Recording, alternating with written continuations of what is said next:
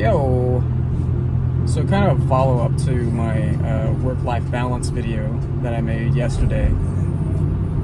But as I was thinking, it's just like, where did that belief of being a kind of Renaissance man while also being an everyman come from for me? And so I talked to my brother about it this morning, and he didn't even have to answer for me to remember. It was from reading the writings and the philosophy of the founding fathers of the United States, because that's what they thought. You know, Thomas Jefferson, James Madison, George Washington all had this notion that you had to be a kind of full human being who could do rhetoric, diplomacy, reading, writing, physical acuity, knowledge of history, of natural philosophy, the sciences. All of that is part of being a full citizen.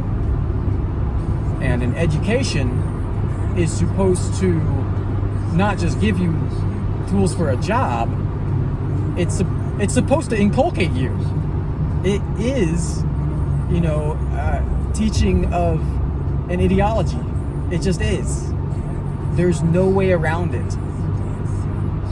So it's just a matter of, as Zizek says, you only escape it by embracing it. Right? You only escape the what's the word I'm trying to think of? Well, anyway, yeah. So we're doing a certain kind of ideological training, but yeah, you have to recognize it for what it is, and be like, yeah, okay, I know what this is. I realize that this isn't neutral because that's impossible, but I am embracing it for what it is knowingly. And anyway, so that belief came from the founding fathers, and it's just like, I am deeply steeped in the beliefs of our past and see myself connected to them.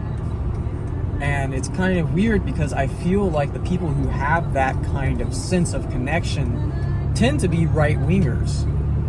They tend to be people who are hyper-patriots in the not best sense of the word, because their identity is so tied to the identity of their nation. That's why they're nationalists.